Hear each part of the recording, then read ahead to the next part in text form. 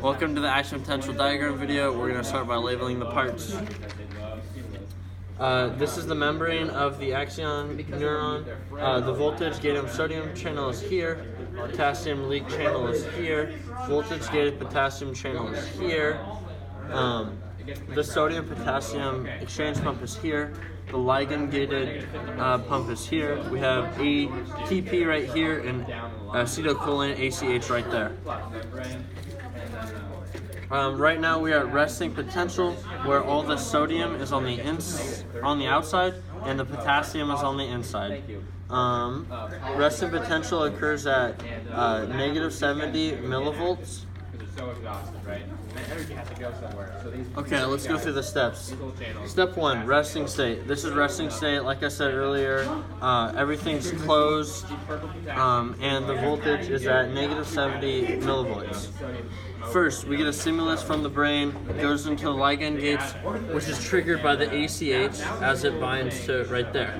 Opens the ligand gate, allowing the sodium to come into the channel, into the membrane. Let's get some sodiums in there.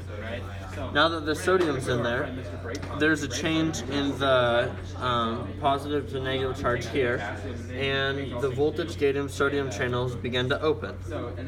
So these ones open up. This is seen as step 2, the depolarization. This is seen at negative 50 millivolts.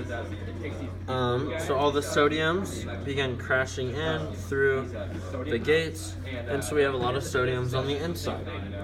Step 3, raising phase of action potential. The voltage gated sodium channels are open, while the potassium channels remain closed. This is the peak of value of the action potential, and it occurs usually around 30 MVs. Now that the voltage gated channels are open, the neutron cannot respond to the other stimulus no matter how strong it is. Now the sodium channels become inactive, blocking the Na flow. Potassium channels slowly open, and potassium begins to flow out. So put these out. So I'm really excited that you know more about action potential now. Watch it. As they slowly flow out, potassium moves outside of the neuron. Then we go to step 5, hyperpolarization.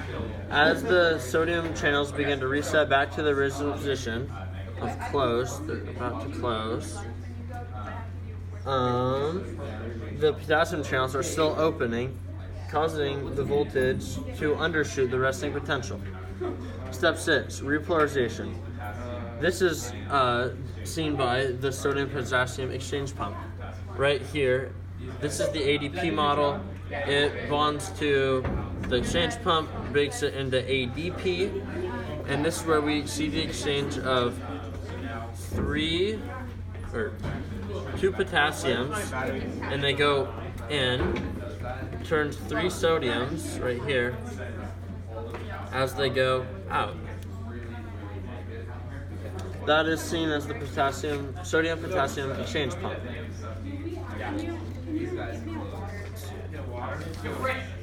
Okay, we can see this looking at a graph.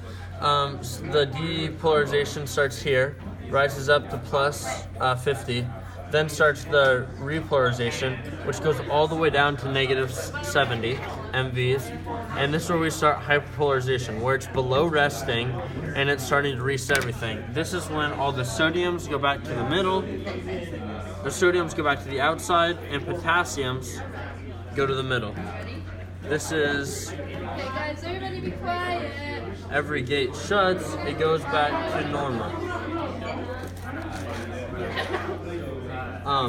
An undershoot, like I said earlier, an undershoot is the inside of the neuron becomes positively charged with respect to the outside. So there's more positive on the inside than there is on the outside. So in the beginning, As we look at this table, it shows the action potential steps. So resting, threshold, peak depolarization, repolarization, hyperpolarization. As I explained in the diagram, it starts at negative 70, it goes to negative 5, plus 50, negative 5, negative 90. This is seen showing the concentration gradients on the inside and the outside for both sodium and potassium. Why is sodium-potassium pump necessary for action potential? It's important because it helps maintain the electrical charge within the cell and helps make ADP to get back to the resting state. Thanks.